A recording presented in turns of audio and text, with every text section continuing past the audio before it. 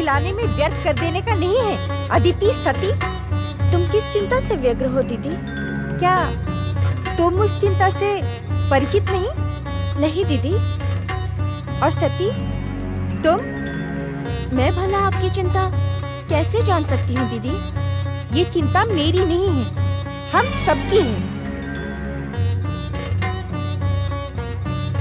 अर्थात? तुम उस समाचार से अनभिज्ञ तो नहीं कि पिताश्री हमारे विवाह का विचार कर रहे हैं?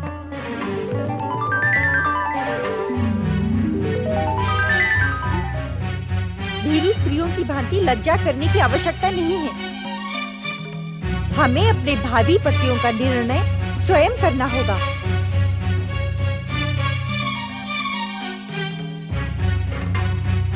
आप उचित नहीं कह रही हैं दीदी। क्या कहने की इच्छुक हो तुम अदिति? यही कि इस विषय में हमें सोचने की क्या आवश्यकता है दीदी। हमारे माता पिता हमारे शुभचिंतक हैं। वे हमारे लिए योग्य वरों का ही चयन करेंगे। तुम्हें अपनी बहन कहते हुए मुझे लज्जा का अनुभव हो रहा है अदिति। हमारे स्वाभिमानी और महान पिता दक्ष प्रजापति का तनिक भी अभिमान तुम में नहीं है।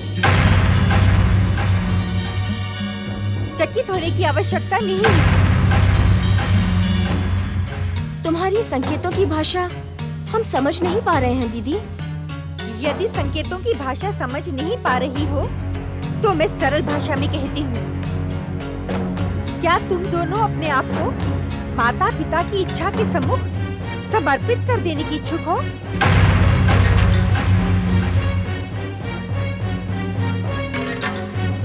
परंपरा तो ऐसी ही है दीदी। परंपरा? हम दक्ष प्रजापति की पुत्रियां हैं। ये पृथ्वी लोक हमारी संपत्ति है। सामाजिक परंपराएं हमें निर्णय लेने के लिए बाध्य नहीं कर सकती।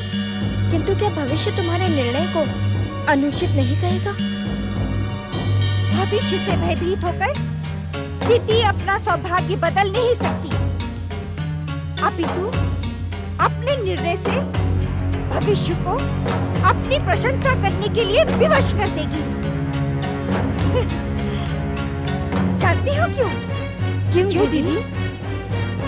क्योंकि दीदी को अपने लिए असाधारण महापुरुष पति की अभिलाषा है, जिसका निर्णय वह स्वयं करेगी। स्वयं।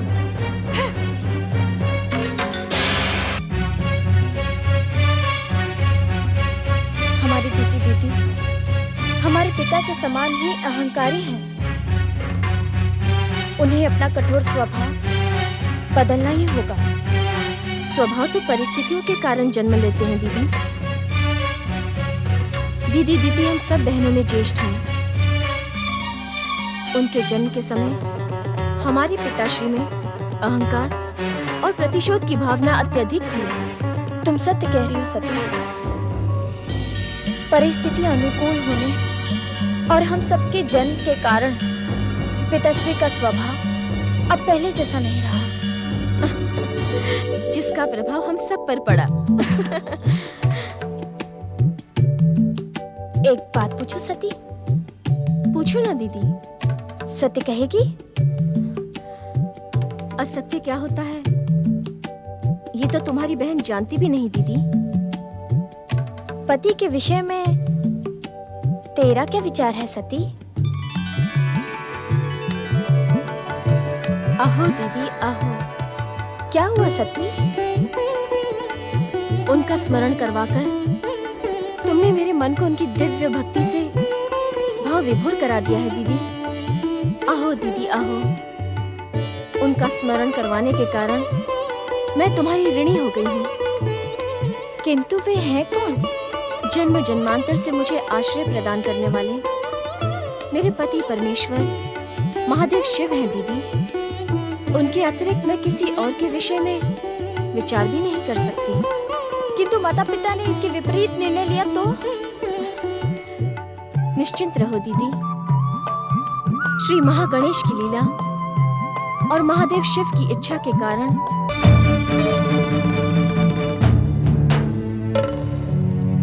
अब इस विषय पर और अधिक सोच विचार करने की आवश्यकता नहीं है महारानी। किंतु स्वामी, महारानी, आप भली भांति जानती हैं कि किंतु परंतु जैसे शब्द हमें तनिक भी प्रिय नहीं, और जब ये शब्द हमारे निर्णय के मध्य आते हैं तो हमारा स्वाभिमान विध्वंसक होने पर उतावला हो जाता है। क्षमा स्वामी क्षमा, मेरी बात को अन्यथा ना ले। मैं तो केवल प्रार्थना कर रही थी। नहीं, किसी प्रार्थना की कोई आवश्यकता नहीं है महारानी। हम अपनी कन्याओं के लिए स्वयं ही महान और असाधारण महापुरुषों का चयन करेंगे। स्वामी, क्यों ना हम अपनी महान कन्याओं के लिए एक भव्य स्वयंवर का आयोजन करें? स्वयंवर? हाँ स्वामी, स्वयंवर तो मानव जाति की परंपराओं के अनुकूल है। महारानी, हम मानव जाति की परंपराओं का अनुसरण नहीं करेंगे। हम अपनी परंपरा स्वयं निर्मित करते हैं। संभवतः आप स्वयंवर का अर्थ नहीं जानती। स्वयंवर का अर्थ? हाँ, स्वयंवर का अर्थ होता है कि पति चुनने का निर्णय कन्या को सौंप दिया जाए। इसमें अनुचित क्या है स्वामी? जिसे जीवन व्यतीत करना है, ये अधिकार उसी को मिलना उचित है। अधिकार? तो क्या हम अपने अधिकार से वंचित हो जाएं? अर्थात? महारानी, हम अपनी कन्याओं के भविष्य का निर्माण स्वयं करेंगे।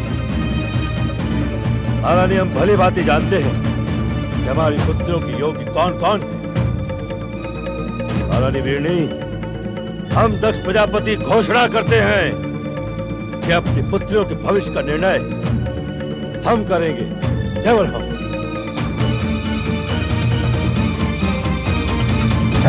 पुत्र दक्ष। रामदेव, आप इस समय यहाँ? पुत्र, तुम्हें चिंता मुक्त करने के उद्देश्य से ही मैं यहाँ प्रकट हुआ हूँ। चिंता? दक्ष प्रजापति को चिंता? इस पृथ्वीलोक के एकमात्र प्रजापति दक्ष प्रजापति को चिंता? रामदेव, जिस दिन चिंता को अपने अस्तित्व से मोह समाप्त हो जाएगा, उस दिन वो दक्ष प्रजापति की ओर आंख उठाकर देखने का भी तो साहस करेगी। स्वामी, परम पिता ब्रह्मा जी परम आदरणीय हैं। वे किस उद्देश्य से यहाँ पधारे हैं, आप सुन तो ले। हम भली भांति जानते हैं कि कौन कितना आदरणीय है। किस उद्देश्य से आए हैं आप यहाँ? पुत्र दक्ष, तुम्हारी पुत्री और हमारी पौत्री प्रिय सती का विवाह महादेव शिव से पूर्व निश्चित है।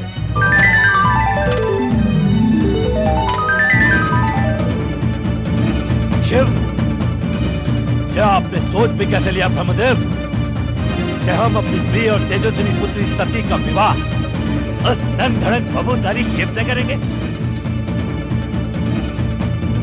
असंभव।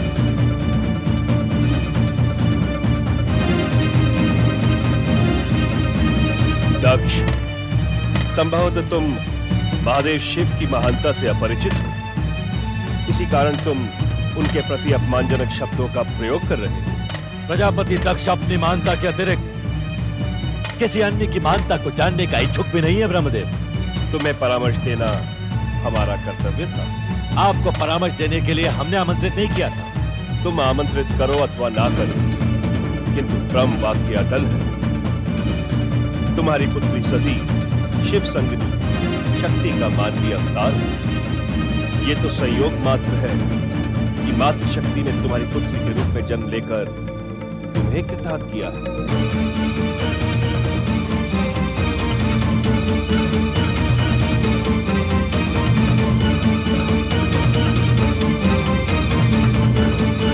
हमारी पुत्री के रूप में जन्म लेकर शक्ति रूपी सती हमारा आदेश मानने को विवश है ब्रह्मदेव।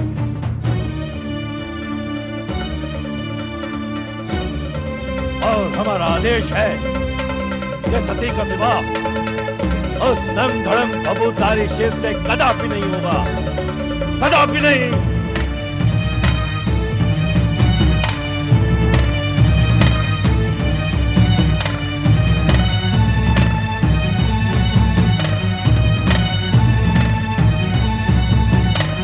तुम्हारी इच्छा मात्र से सृष्टि का अटल सत्य और ब्रह्म वाक्य बदल नहीं सकता पुत्र दक्ष। सती का विवाह महादेव शिव से होकर रहेगा।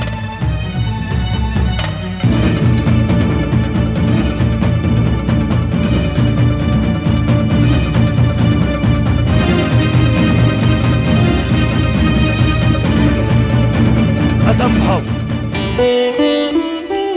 पिताश्री के दृढ़ निश्चय से तो ऐसा प्रतीत होता है कि वे तुम्हारी मनोकामना किसी भी मूल्य पर पूर्ण नहीं होने देंगे। पिताश्री के निर्णय से अधिक प्रभावी होगी शिव इच्छा। पिताश्री कुछ भी कर लें, परंतु सती का आश्रय शिव के अतिरिक्त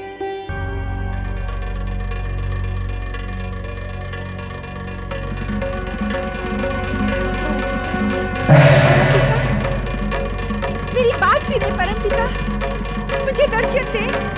परमपिता, मेरी बात सुनिए, मुझे दर्शन दे। परमपिता, मुझे आपसे कुछ कहना है। परमपिता, दर्शन दे।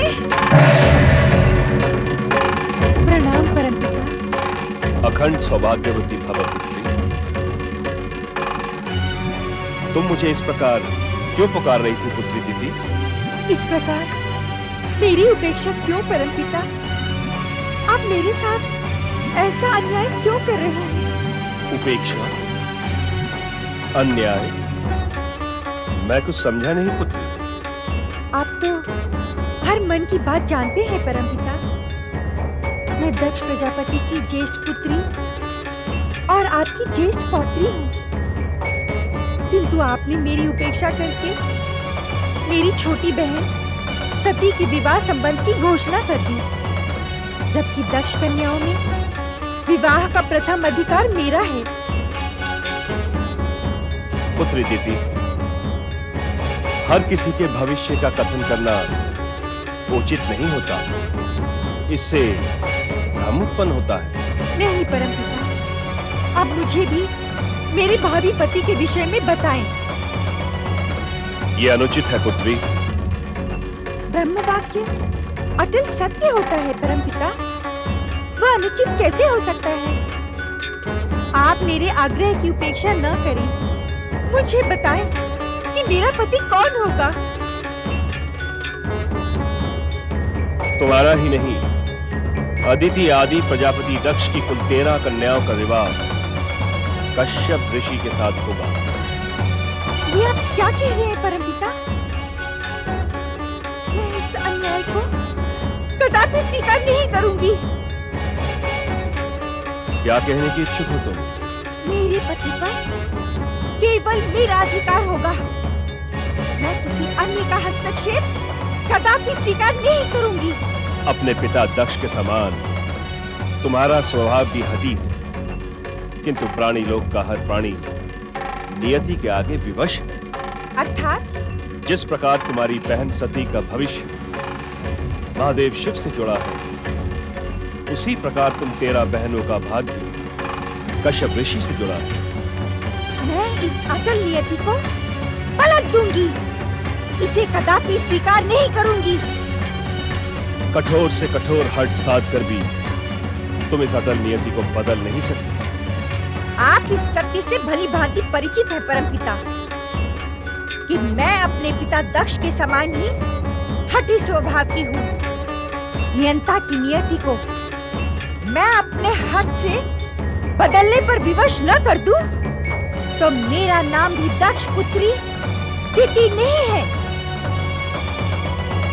दिति, तुम मेरी ज्येष्ठ पौत्री हो। ऐसा कुछ ना करना जिससे तुम्हारा सौभाग्य ही संकट में पड़ जाए। दिति का सौभाग्य कदापि संकट में नहीं पड़ेगा परमपिता, अपितु दिति के सौभाग्य में हस्तक्षेप करने वाले का सौभाग्य निश्चित ही दुर्भाग्य में बदल जाएगा। मैं उसे भी नियति का निर्णय ही मानूंगा। समय आपको दिति के सम्मुख नियति की पराजय स्वीकार करने के लिए विवश कर देगा परमपिता।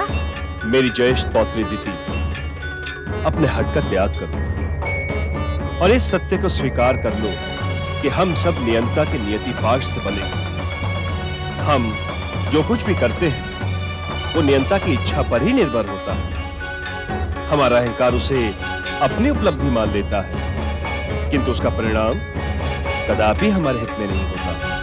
धैर्य जीवन की बहुमूल्य उपलब्धि है परमपिता। आपकी ज्येष्ठ पौत्री दिति के सौभाग्य के विषय में अब तो आपको धैर्य रखना ही होगा, क्योंकि नियंता और उसकी इच्छा का हर उत्तर समय आने पर अब दिति का दृढ़ निश्चय देगा। दृढ़ निश्चय अथवा दृढ़ हठ? जिसे मैं दृढ़ निश्चय समझती हूँ, यदि आप उसे हठ समझें, तो मुझे तनिक भी आपत्ति नहीं है परमपिता, क्योंकि मुझे निश्चय और हठ में कोई स्थायी अंतर नहीं दिखाई पड़ता। पौत्री, ऐसा प्रतीत होता है कि तुम्हारे अहंकार के कारण ही तुम्हारी गुरुकुल की शिक्षा भी अपूर्ण ही रही। क्या कहने की इच्छुक हैं आप?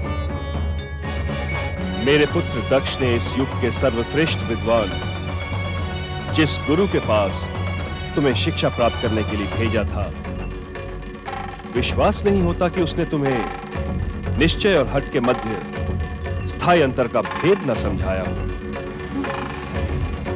इसे आप इस प्रकार भी समझ सकते हैं परमपिता कि दक्ष पुत्री दिति किसी के समझाने पर अपने स्थायी विचारों को कदापि बदलने की इच्छुक नहीं होती। निस्संदेह मेरे गुरु ने मुझे यह पाठ अवश्य पढ़ाया होगा, किंतु मेरी रुचि जिस विषय में नहीं होती उसे मैं सुनने में भी समय व्यर्थ करना समझती हूँ। ऐसी स्थिति में ना तो मैं तुम्हारी कोई सहायता कर सकता हूँ और ना ही किसी प्रकार का परामर्श दे सकता हूँ। हाँ, तुम्हारे और नियति के संघर्ष को अब मैं देखूंगा अवश्य।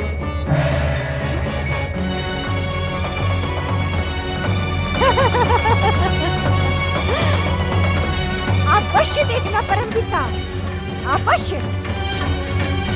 दिति और नियति के रोमांचक संघर्ष में अब विजय दिति की ही होगी।